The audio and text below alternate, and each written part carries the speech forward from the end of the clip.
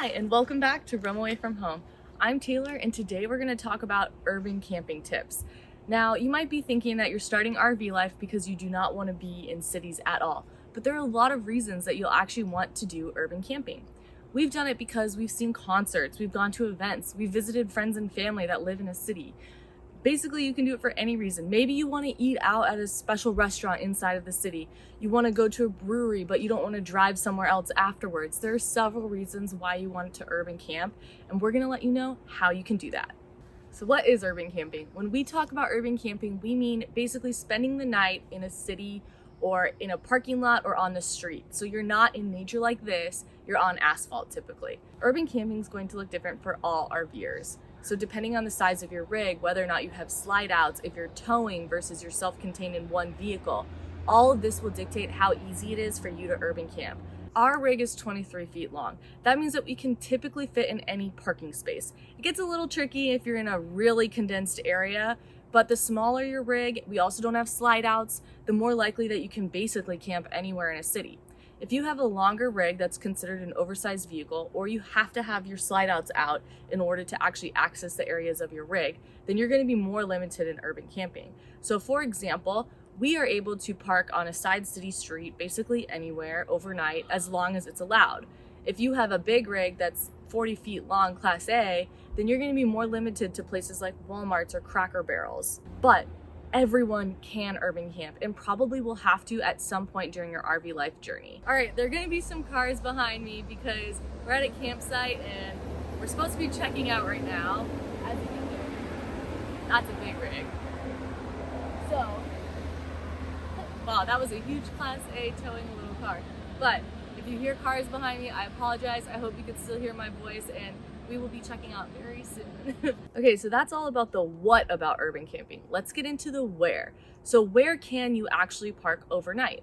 It's going to be very dependent on the city and area that you're in. So the more touristy and larger cities are going to have more restrictions on urban camping.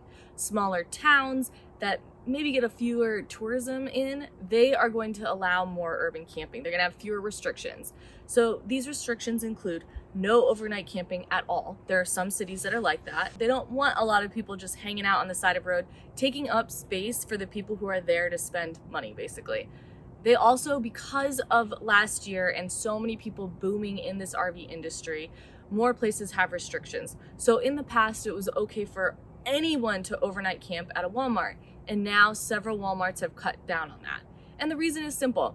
RVers, there are more of them, which means there are some RVers that aren't respectful of the area that they're in, which means that basically they ruined it for other people.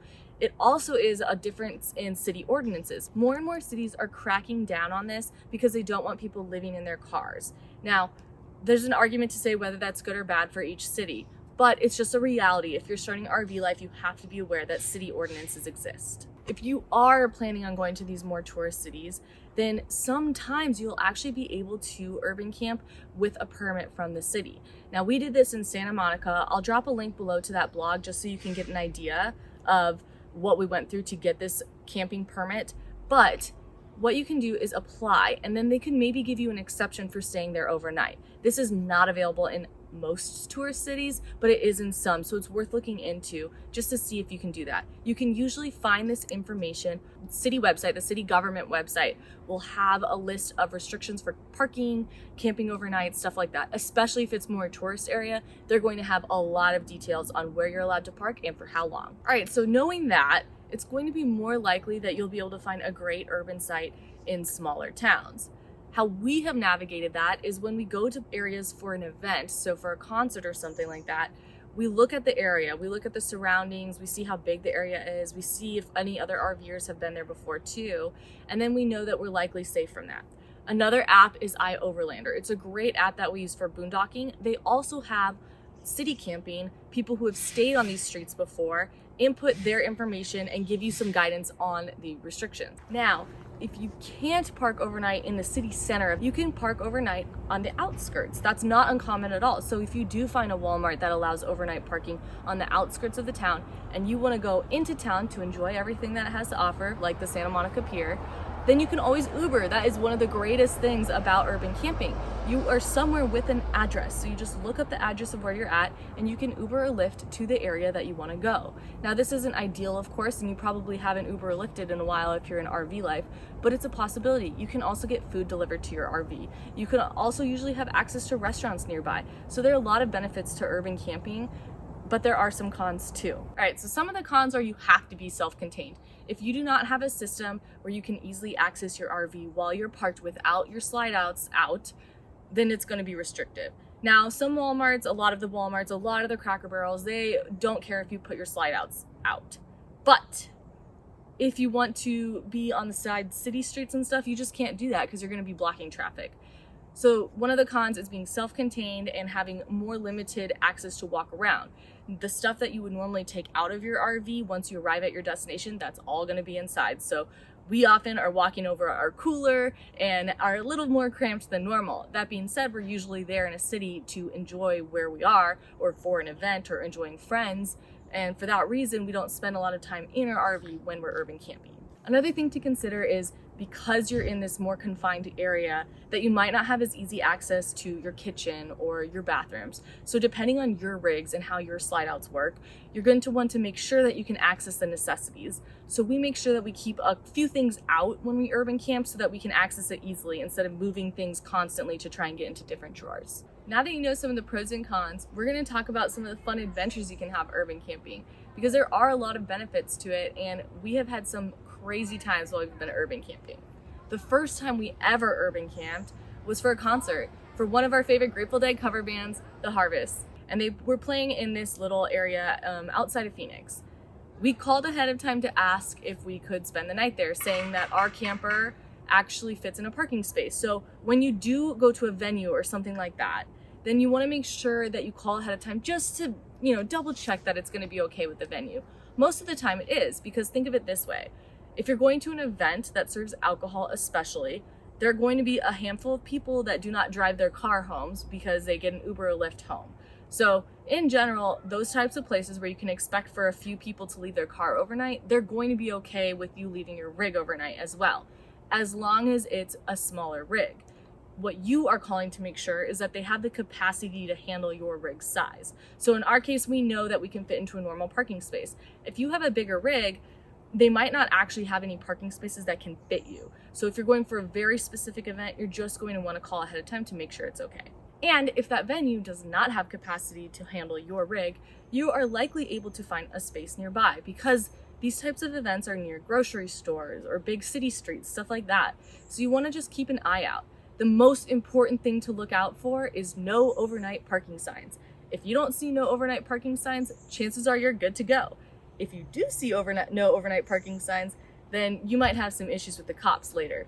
The most common reason that you'll need to urban camp, especially early on in RV life, is because something happens on your route where you just need to pull over and get some rest. So sometimes it's weather. If it's too windy for you to drive, you should pull over for safety. Or sometimes the route just took you a lot longer than you expected. We've done some crazy switchback routes where it says expected ETA 1 hour and it ends up being something like 2 hours. Sometimes it's too late in the day for us to finish that 2 hours and we need to get off on the side of the road. Now, this is what rest stops are for. So most rest stops allow you to pull over and spend the night, especially if you're trying to do it for your safety. But this does depend on the state. In Oregon, it's completely normal. So every rest stop here has people spending the night overnight, whether you're camping in your car or you're a semi. What you want to keep an eye out for is the restrictions. So some restrict to 12-hour parking, some 24-hour parking, and others, of course, still no overnight. Just to keep an eye out for the signage. That's the best way to see this. Make sure your site is level. That's probably the top thing, and make sure that you feel safe. If you're at a space that you pulled over on the side of the road for, especially at night, and you don't feel safe, it is worth going to the next stop and just finding an area where you do feel safe. Your safety is never worth risking just because you're unsure about where to go. You can also urban camp just to visit friends and family. We often will do this for our friends that live in bigger cities, like we're going to Portland today to visit some friends, and we're going to see my brother in Boulder, Colorado. How you want to urban camp in these situations is you want to make sure that they actually are allowed to have RVs. So sometimes their HOA will restrict it, meaning they say no overnight RVs. Sometimes HOAs will require an extra permit if you have an RV. but you absolutely want to check ahead of time. A lot of time, the people that you're visiting in your RV will not be aware of the restrictions. Once you get there, if it is allowed, also ask them about gradients. So make sure that they tell you if the road is very slanted or if it's actually pretty straight, and ask for recommendations of where you should park if there is a flatter area than, tilted area. The best part about visiting friends and family this way is that they don't need to prepare their house for you at all. You already have your house with you. So when you go, it's a lot less stress for the people that you're visiting. They don't have to really host you as much, and it's also less stressful for you because you have your own space. So it's a win-win for everybody, and it really is fun because then you can hang out with your friends and family and experience the city as locals would. One of the funniest times that we've had urban camping were unexpected urban camping times. So one time we stopped for lunch at a brewery. Well, we decided to get some dessert down the street. Next thing you knew, we run into a wine walk, and we end up joining this wine walk with several people where you go to the different local vendors and they give you a glass of wine. Obviously, we knew we weren't driving after that. So one thing leads to another, and we're meeting all these locals on this wine walk, and we inadvertently are urban camping in a brewery parking lot. Well, it turned out this place was perfect. It actually specifically allows overnight camping for 24 hours in this parking lot. So it ended up being an awesome adventure, and one that, we remember most of it.